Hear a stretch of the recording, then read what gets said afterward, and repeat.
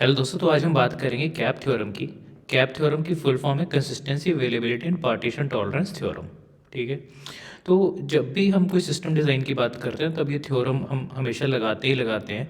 ठीक है। तो सबसे पहले इसकी हिस्ट्री थोड़ी जान लेते हैं जो कि बड़ी इंपॉर्टेंट है। ठीक है। तो ये आप देख रहे हैं, ये है एरिक ब्रूअर। ये कौन है? ये अभी वाइस प्रेसिडेंट हैं इंफ्रास्ट्रक्चर टीम की गूगल में। ठीक है। इनका जो रिसर्च इंटरेस्ट है वो है ऑपरेटिंग सिस्टम के ऊपर, डिस्ट्रीब्यूटेड कंप्यूटिंग के ऊपर।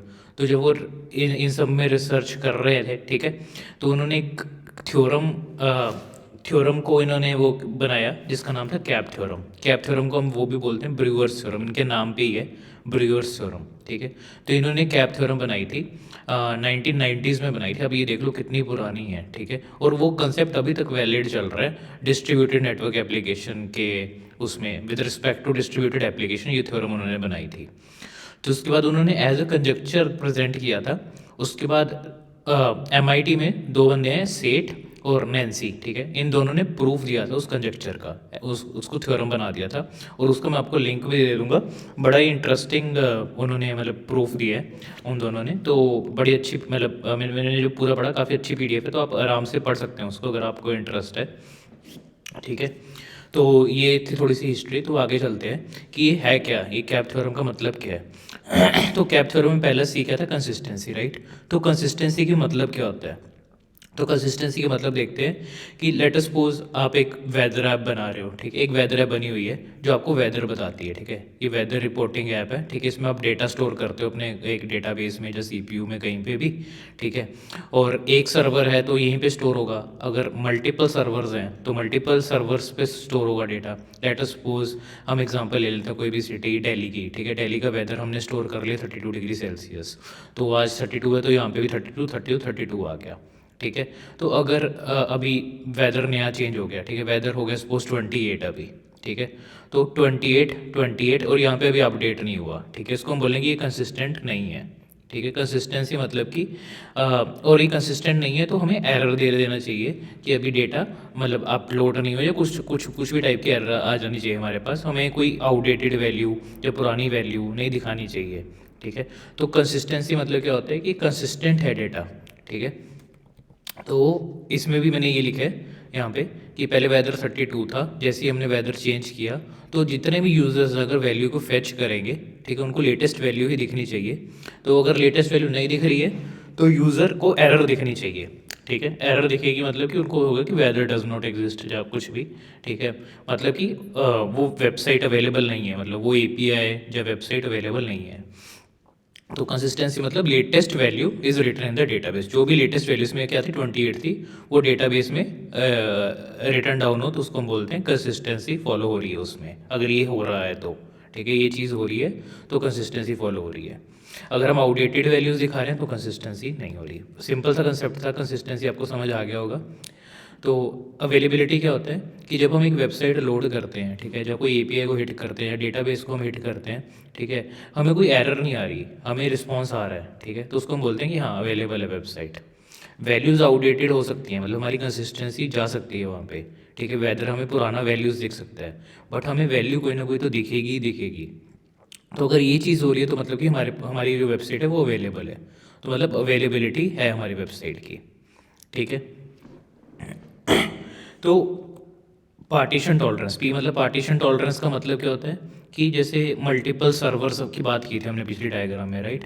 तो ये जो whether database server 2, server 3, server 4, तो अगर ये आपस में कम्युनिकेट करना बंद कर दें, ठीक है, कोई भी नेटवर्क इशू की वजह से या कुछ भी, ठीक है, तो सिस्टम तब भी चलना चाहिए। ठीक है। चलते रहना चाहिए सिस्टम पूरा का पूरा। तो उसको हम बोलते हैं ये पार्टीशन टॉलरेंट सिस्टम है। ठीक है। समझ आ गया आपको? तो अभी हम बात करते हैं, अभी डेफिनेशंस क्लियर किया हमने। कंसिस्टेंसी का मतलब क्या है, अवेलेबिलिटी का मतलब क्या है, पार्टीशन टॉलरेंस का मतलब क्या है। अभी बात करते हैं हम कि कैप थ्योरम है वो बोलती क्या है। कैप थ्योरम कहती है कि अगर हमारा नेटवर्क पार्टीशन है, ठीक है, अगर नेटवर्क पार्टीशन है, बहुत सारे सर्वर्स लगे हुए हैं, ठीक है, और नेटवर्क पार्टीशन है, तो हमारे पास सिर्फ दो ऑप्शंस हैं और इन दो ही हम दोनों नहीं अचीव कर सकते। ठीक है। इन दोनों में से हम सिर्फ एक ही मेंटेन कर पाएंगे सिस्टम में हमारे।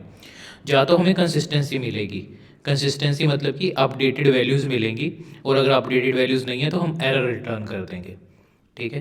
तो अगर एरर रिटर्न कर रहे हैं तो इसका मतलब क्या हुआ कि अवेलेबिलिटी चली गई, करेक्ट, या फिर हमें अवेलेबिलिटी मिलेगी।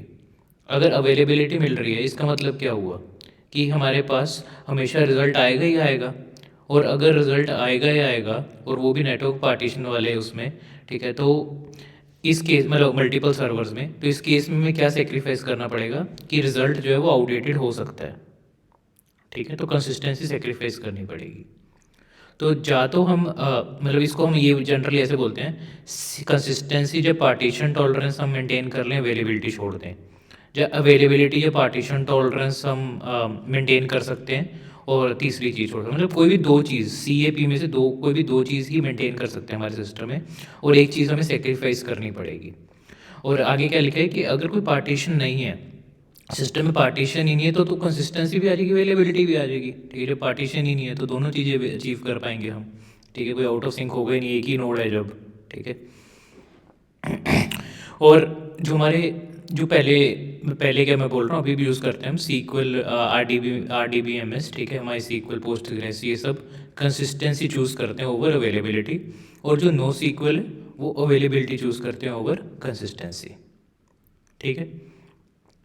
और एक बात आप यहाँ पे देखोगे कि कंसिस्टेंसी हम ना जब उस एसिड प्रॉपर्टीज़ पढ़ते हैं डेटाबेस में तब भी यूज़ होती है, और कैप थ्योरम में भी यूज़ होती है, ठीक है, तो दोनों में डिफरेंस है, ठीक है। जब हम डेटाबेस के बारे में बात कर रहे होते हैं ना कंसिस्टेंसी, ये इसमें बेसिकली थ्योरम स्पेसिफिकली मेंशन भी किया हुआ है कंजेक्चर में, ठीक है, कि इसमें डिफरेंस क्या है कि अगर हम कंसिस्टेंसी एसिड प्रॉपर्टीज़ की टर्म में बात करें, वो सिर्फ एक इंडिविजुअल नोड की डेटा कंसिस्टेंसी के बारे में बात हो रही होती है, और जब हम कैप के बारे में बात कर रहे हैं, जो कैप में कंसिस्टेंसी है वो क्लस्टर वाइड डेटा कंसिस्टेंसी के बारे में बात हो रही होती है, कि एक रिक्वेस्ट रिस्पॉन्स में, ठीक है, किस टाइप की होएगी, ठीक है। और वो डेटाबेस में क्या होती है, ट्रांजैक्शंस की कंसिस्टेंसी के बारे में बात हो रही है, तो ये डिफरेंस समझना इंपॉर्टेंट है, इन दोनों को मिक्स नहीं करना, ठीक है, कि कैप वाली कंसिस्टेंसी अलग है और एसिड वाली कंसिस्टेंसी अलग है। और जैसे कि बोला, हम तीनों में से सिर्फ एक चीज़ ही अचीव कर सकते हैं, अवेलेबिलिटी, पार्टीशन टॉलरेंस या कंसिस्टेंसी, हम तीनों अचीव कर ही नहीं सकते, ठीक है, समझ आ गया। या तो AP होगा सिस्टम, AC होगा, या CP होगा सिस्टम। मैं फर्स्ट लेटर उठा रहा हूँ हर एक वर्ड का, ठीक है, इसलिए बोल रहा हूँ AP, PC, CP और या फिर AC, ठीक है।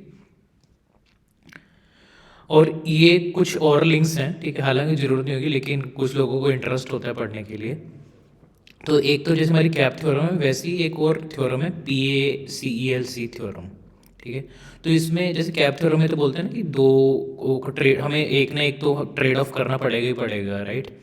अवेलेबिलिटी मतलब मेजरली हम अवेलेबिलिटी या कंसिस्टेंसी में ही चूज़ करते हैं, ठीक है। तो ये बोल रहा है कि हमें लेटेंसी और कंसिस्टेंसी इन दोनों में भी चूज़ करना पड़ सकता है, ठीक है। अगर इवन कि अगर पार्टीशन हमारी नहीं है तब भी हमें हमें इन दोनों में चूज़ करना पड़ सकता है, लेटेंसी में और कंसिस्टेंसी, लॉस ऑफ कंसिस्टेंसी में, ठीक है।